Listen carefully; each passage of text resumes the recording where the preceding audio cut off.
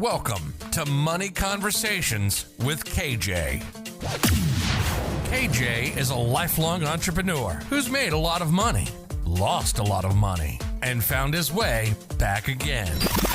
If you're looking for a sterile how-to, you're in the wrong place. KJ and his guests will walk you through real-life situations told by the people who live them, and they are as messy as they are inspiring. Each episode will offer lessons learned, advice on how to replicate successes and avoid pitfalls, and a new perspective to power your financial literacy. Far from a one-size-fits-all, this podcast can help you build a roadmap to your personal promised land. Milk and honey for some, whiskey and steak for others, and remind you that you're not alone on this journey. You ever wonder why some people struggle with money and some people don't? Not everyone has had the accessibility to financial education, whether through your parents or school. So it's time to be proactive and learn financial literacy. Through conversations, we will educate you from people's stories and their journeys about money. Understanding that the money game is the only way you're going to be able to get ahead. So let's educate you on the fundamentals of financial literacy. I'm your podcast host, KJ, and you're listening to Money Conversations with KJ.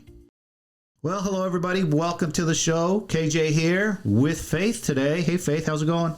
Hi, how's it going? Great, guys. Guess what? Today, we don't have a good special guest. You guys are going to get Faith and I. We're going to talk to you today about these past over 50 episodes that have been on the podcast here, all these great stories. I just want to review some of them for you guys, the lessons learned. And I think Faith and I, we're going to talk to them people about what? Some online banking stuff? Yes, we have some good stuff on online banking. Yeah, you know, some of the things out there that people are doing just all across the world is, you know, you're doing brick and mortar banking.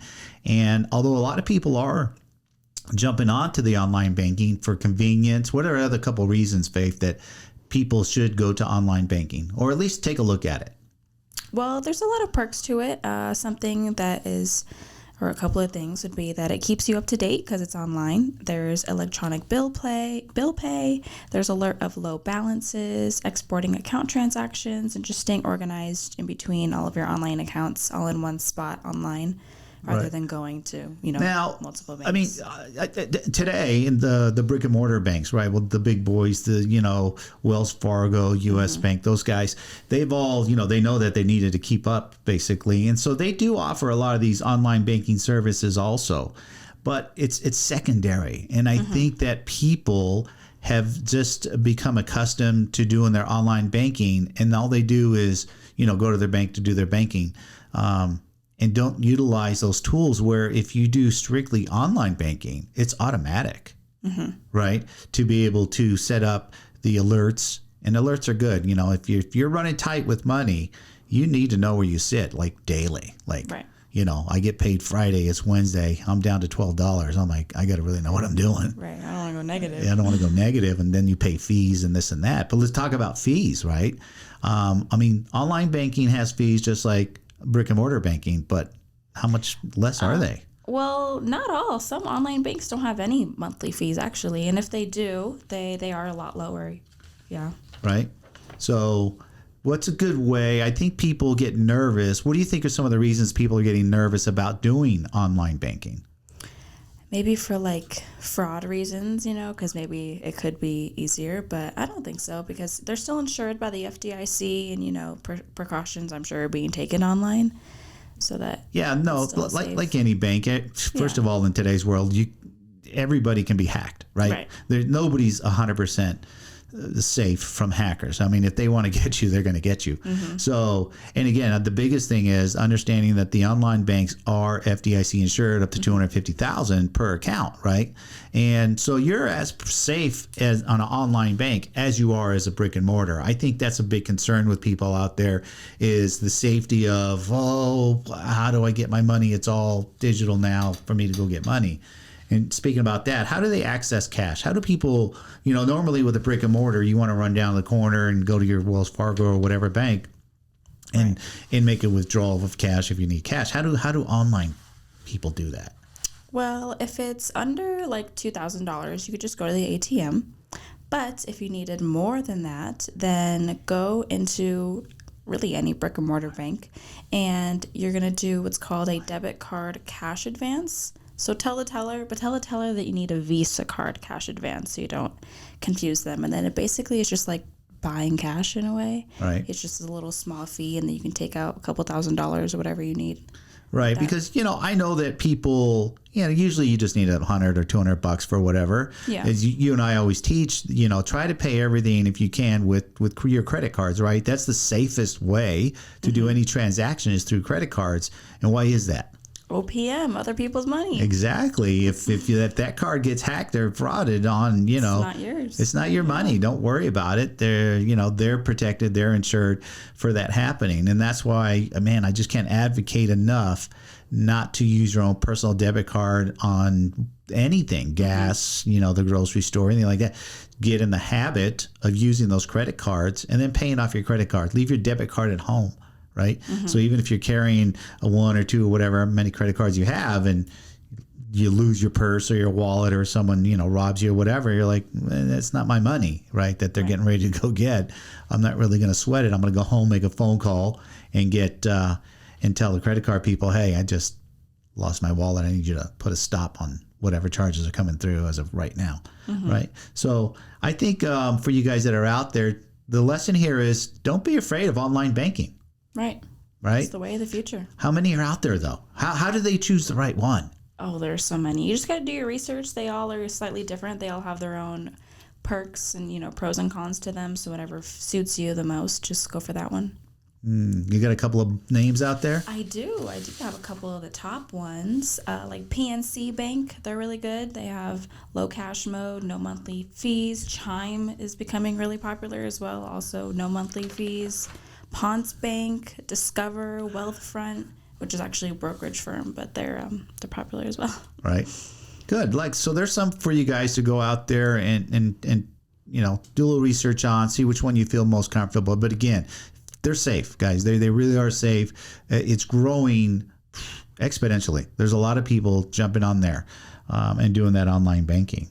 Mm-hmm. Well, so that was pretty good. So, I was looking at the episodes here. Right. And man, my highest episode download or uploads to date so far is actually my very first episode. And I think it's probably because of the title to it. Right. I'm guessing. I mean, I could be wrong. It's hard for me to really tell. But it says path to retire at age 55, which sounds very exciting, right? Like, who doesn't want to retire early at 55? Mm-hmm. And if you haven't listened to that episode, I highly recommend that you do. The way that Mr. Banks started his journey in work and was able to retire with a pension at 55, right? And that's a young age to retire at. So I think that's probably why he's had so many downloads. People want to know. Right. Mm-hmm. I mean, because 55 is not that old. But let's define the word retirement. Right. What do you think most people think if they read that and it says path to retire at age 55? I think most people are like, oh my gosh, that's 10 years early. Like they're like 65 is when you retire, which I mean, some people think that way and maybe the government has made us think that way, but it's not necessarily an age. It's just whenever you're financially free and you don't need to go to work anymore. And you have, enough money to live. Yeah, that's the key. That you don't have to work. You don't have to do what? Trade time for money anymore. Exactly. So in his case, right, he worked for a Fortune 500 company that gave him a pension retirement, which means he gets a check every 2 weeks now, and he doesn't have to go trade time for it. Amazing. And that he was able to do that at 55. Now, if you listen to his podcast, you'll hear the sacrifices that he was willing to do, from his early years. Knowing that he was going to retire at 55. So I think that has a lot to do with it, right? Mm-hmm. I think a lot of people are wanting to get rich quick kind of thing. And it's not about becoming rich, right? Any type of retirement is about income. Retirement is about income. Whenever you can get money coming in without doing something, that's a good thing, right? Residual income. Mm-hmm. Most people get there through investments. And in today's world, again, on that first episode, Mr. Banks, he did it through a pension, which is very few of them are out there. Yeah. There's a few out there, but not a lot. And most of us have to invest our way into retirement to create that what I like to call mailbox money, right? That every month I'm getting a check because my money's working for me. And that's ultimately the goal. That's what we want to teach you guys here on this channel, is to learn the fundamentals of financial literacy, to learn how to make money. I just love that phrase, make money. Because do you want to trade time for money forever? No. Nobody does, right? We all want to go out and do other things, spend time with family and friends and travel, experiences, right? All those things. And so, money works 365, 24/7. We don't, nor do we want to. So I think, guys, that the lesson of all these podcasts that you guys hear, of all these different stories, are that people are realizing. And one of the things I've realized through all these podcasts, and for those of you who have listened to, I would say, more than 8 to 10 of them, the common theme is that most people aren't recognizing what to do with money till around age 30. Until they look back and be like, man, I haven't really been handling my money right. I better kind of figure this thing out. Right. Some people, like the number 2 podcast now uploads is Money Mindset of a First Generation Immigrant. That was Mike, who talked to us about how his dad came here from Italy. Like a lot of stories you've heard, people come here from all over the world to America with no money in their pockets, right? Understanding that America is the land of opportunity, that you can come here and do whatever you want. Not breaking laws, obviously, and doing things legal and above board, but the opportunities that this country gives people, right? Even immigrants, you don't have to, be born here to have these opportunities. You just have to get here legally the right way and go to work and look for opportunities and take advantage. And that's what his dad did, right? Came here, started a business. And a lot of people start businesses, the immigrants that come here, out of necessity, I can't get a job because maybe they don't speak the language well, but they have other skill sets. And they inadvertently become entrepreneurs. I don't think it was their dream. Hey, I'm going to go be an entrepreneur in America and make millions of dollars. I don't think that was a dream. I think the dream is, let me come here and have the opportunities and the freedoms that this country gives us, and inadvertently start these businesses and become entrepreneurs. And that's what Mike's journey was. And he learned a lot of lessons from his dad and a lot of travels that he did, a lot of traveling he did. The number 3, episode 33, was The Grandfather Teaches Valuable Lifetime Lessons with Money. What a great episode that was. That was Tony Adams. And his grandfather taught him lessons when he was literally like 7, 8 years old. And again, if you guys listen to a lot of my episodes and I try to talk to people about, we are learning more things about money between the ages of 5 and 8 than people even realize. I talk to folks who don't want to start talking to their kids about money until they become young teenagers. But we know now through conversation that oftentimes that's too late, because by a 13 to 15-year-old, might call kid, already has a mindset with what and how they treat their money. And I found through conversations that some of them are savers and some of them are spenders. And is it hard to break a habit? Yes. Really hard, right? Yeah. I know you and I started talking money. I didn't even start teaching you till you were 15, though. Right. What did you think? I remember you were speaking about that. Share with the audience. Well, I think that is a good age, even though you said it could be late, but I think that it's like early enough that it's like I had a thought about money, but it wasn't like set in stone yet. Like I'm still young and my feelings and like beliefs about it are like still malleable. So definitely what you taught me at such a young age has stuck to now. I'm almost 23 and I feel differently and like better about money. Well, I mean, how are you compared to your peers? Maybe I'm biased, but I think like pretty good, better. Right. But I do think I've noticed that in the last few years that your peers are trying to mimic what you do with your money. So they're kind of a byproduct of the things that you've learned that I've taught you. Yes, I've inspired them for sure. And I've, spilled some knowledge onto them as well so that they know better too. Yeah. Right. And I think so you're sharing and I end almost every episode with, guys, we have to talk about money. We have to have money conversations. Yes. Whether you're 15, 20, 30, 50, whatever age you are. But tell me or share with the audience Have you tried to have conversations with someone, a peer of yours, maybe you're out and they just shut you down? They don't want to talk about it. Yeah, because sometimes it can be like a taboo topic, you know, like I don't want to talk about how much money I make. I don't want to talk about how much money I have in the bank or whatever, you know. It's like some people don't want to talk about that. It's just a bit of a touchy subject. But I'm like, you can talk to me about it. Like, I know a thing or two. You know, my dad has taught me a thing or two. So, like, you know, I'm not going to, like, brag to you. You don't need to, like, be embarrassed, and I'm not embarrassed. Like, let's just, like, educate each other and, like, you know, I think that's a good word, embarrassed, right? And I talk about how there's two sides of that embarrassed. The one side is, hey, maybe they are doing decent or whatever, or they have access to, maybe they have wealthy parents or something, right? And they're embarrassed to talk about it because they do have money or have access to. Where the other side of the embarrassment coin is they don't have any.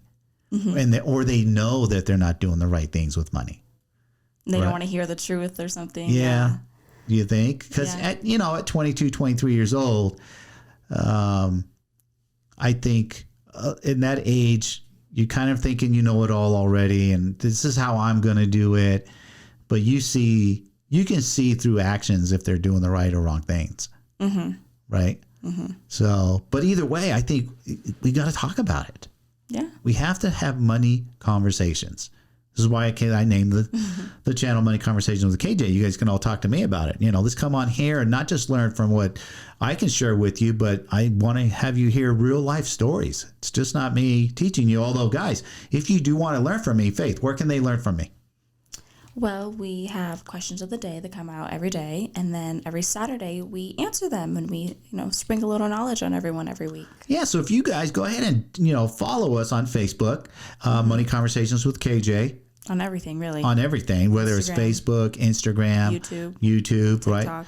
The website. Everything is Money Conversations with KJ with @or.com or wherever it may be. And follow us again on Facebook, like Faith was saying. We do a question of the day. We want to get you guys thinking about money. So 4 days out of the week, our questions have to do some kind of around money type of question, right? And then what do we do on Fridays? It's usually a fun question. It's either themed about what time of year it is or what month it is or holiday that's near around. Yeah, we just kind of try to keep it fun as well. Yeah, try to keep it a little light and fun. And then, and they're just 30 seconds average. Yeah, 20 to 30 seconds. 20, 30 seconds. You'll see it, listen to it. Listen, comment. We love hearing the comments on there. We've been getting more comments. We have. And we answer them. And then we review them every Saturday. What time do we let our video out? 10 a.m. every Saturday. 10 a.m. Pacific time, right? Yes. We're in Vegas. So we let them out 10 a.m. Pacific. So depending where you're at on the planet, because I have listeners all over the world at this point. But, go in there and watch the review where we actually give our input on the answers of that question of the day. Our in-depth answers, yeah. Yep. And not you're talking 7 to 10 minutes those videos are. So we're not asking you guys for a lot of your time, but I think it's a lot of food for thought, thinking about, money, whether you're struggling with it or maybe you're trying to share something with somebody, right? Maybe you've had a conversation and you're like, hey, I heard that. I saw that on Question of the Day. Let's go back and review that. That's pretty cool.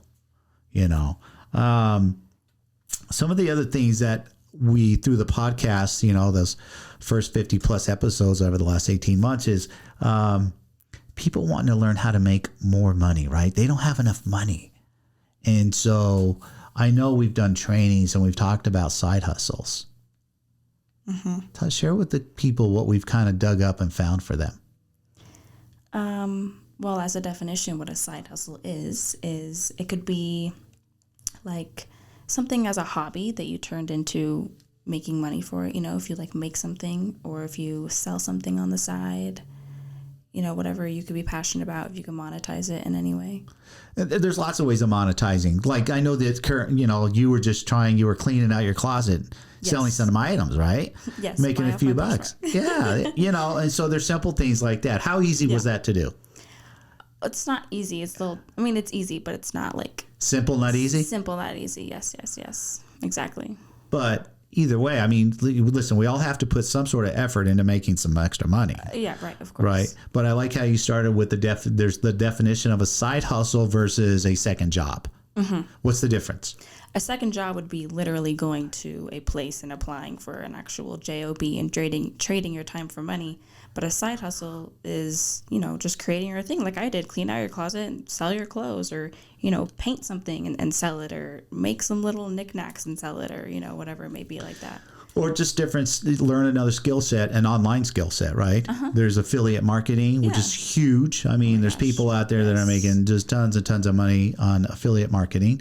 You can go down that rabbit hole. And that's something that I can share with you guys, even though you'll hear a lot of, we'll call them affiliate marketing gurus, trying to sell their programs, telling you how easy it is. So a lot of these things are simple, just not easy, meaning it takes a lot of time and effort. And affiliate marketing, even though you're going to hear some people tell you you don't need any startup money, depending what type of affiliate marketing you're doing, you're going to need a few dollars to kind of get started. Nothing's totally free, right? Especially if in the side hustle world, you be ready to put a couple of bucks. Even I think the best investment that you can do if you want to learn a side hustle online is to first invest in yourself through education. Right. I remember the podcast that we're doing, right? I knew I wanted to do a podcast. I'm like, I don't know anything about podcasting. What do I know? I don't know anything. So I found a particular individual that had a course teaching you all the ins and outs of podcasting. I said, that's what I need. And I paid $500 for it. Not a ton of money, a chunk of money, but not a ton of money, right? That gave me all the ins and outs, the right equipment, everything it takes to do podcasting, to where now, where we're sitting here at the podcasting table with all of the right equipment. 51 episodes later. Yeah, that I know how to do it. And now, like anything else, once you learn it, it becomes second nature, and it's just easy to do, right? So my point is, invest in yourself in some training programs. Now, the guys, I've seen training programs out there as low as $99, up to $50,000 or $100,000, right? To have people teach you certain things. Now, I wouldn't recommend jumping into, a 5-figure training program without first investing smaller amounts to test to see if that's a direction, a field that you really want to go into, right? Most people know by now that I'm a real estate investor, right? I flip homes, and I invested. I didn't know how to do that either. But I invested in a program years ago, thousands of dollars, right? To learn how to do that correctly. I knew construction, but playing the real estate investing game, again, simple, not easy. You really need to know what you're doing when you're dealing with, hundreds of thousands of dollars, right? So that my advice, guys, is there's so many programs out there that'll teach you all kinds of different things. I would say 8 out of 10 are worth it. 8 out of 10 are worth it. And I can share with you that if you listen, start following whoever it is you want to buy their program from. Follow them on all their particular channels. Go watch as many free YouTube trainings. You'll learn a lot that way for free. And most people will teach about 85-90% of what you need to know. It's that 10% secret sauce that they leave out. And that 10% secret sauce, I like to call it, is really vital. It's like the last pin in the widget wheel that actually makes it work, right? So don't try to shortcut it, but you can learn a lot for free just by following certain people. I mean, if you follow me on this channel, you're going to learn a lot. Or I have a program, that will teach it to you from A to Z, or you can try to piece it together, right? So yeah, go check it out. It's over on moneyconversationswithkj.com is the website page. Some introductory videos in there, talk to you about the program that's available for you guys to go in there. It's a small investment that you can have access to those trainings, unlimited access, right? While it's up, and it'll be up for a while. I'm always trying to add to it. We're putting together now a different type of action plan for that program, and we hopefully will have that coming out here in the next 90 days. But guys, what time of year is we coming up on, Faith? Graduation time. Graduation time, which means what? People are graduating high school and college. High school, college, yep. Right? And how many people have we talked to that are graduating either one of those and didn't take one course in finance? Probably almost all of them. Almost all. Unless you were specifically knowing that you're going to go down the road of finance, you didn't take any. Right. So we believe that our basic financial literacy course that we have to offer for everybody that's out there is going to get you on the right track. It's going to get you thinking and acting right with your time and money. It's going to get you thinking about things that I know you're not thinking about. You're not thinking about asset protection. You're like, what is that? I don't even know what that is. Yeah. At that age, you're not thinking about that. You should be thinking about that. Investing, right? Most people think, well, I'm not going to invest until I have what? Money. Right? You need to know where you're going to invest, because the minute you start making money, you need to invest. And it's funny that when I talked to Mr. Banks, I talked to him years ago, and I said, I think of my money as little soldiers. Every dollar bill is a soldier. And I send my soldiers out to the field to go recruit. So he's always asking me, he goes, hey, you got your soldiers out working? I go, you know it. Of course. Of course they're out working. Yeah. My boys are always working. They don't just sit in the bank. So guys, it's just so important to invest. The only way you're going to retire at any age is from investing, right? Mm-hmm. And I know that a lot of people out there think, well, I got a job and I have a 401k, and so that my 401k is going to be my retirement. What do you say to those people, Faith? Good luck. No, not good luck. I understand that 401ks were never intended to be your retirement. Right. Never. Most people don't know that, though. They don't know that because they're sold a bill of goods. No, that's my retirement plan, my 401k. And the reality it is 95% of people never have enough money in their 401k to retire anyway. And they don't realize, like, hey, that money hasn't been taxed yet. Yeah, wait till all the taxes come out, and then you really don't have enough. Then you really like, holy crap. And so what did they end up losing, though? Time. Lots of time, definitely. Right. One of the lessons in the program is compound. How valuable time is. How valuable time is compounding, right? Mm-hmm. Compounding is our friend. We got to start early. Definitely. We got to start 18. early. Yeah. Because remember, we were talking about that money lesson the other day. Would you rather have, if I could give you $1 million right now, or a penny a day doubled for 30 days? A penny a day doubled for 30 days, for sure. At the end, you'd have like $5 million. Right. Versus just the million. Mm-hmm. But we talked about, when does it make most of that money? In the last 5 days. In the last 5 of the 30 days. Mm-hmm. Right. So we have to be patient with compounding. Right. But it is our friend. It will make you wealthy. Mm-hmm. There's no two ways about it. 100% will do that.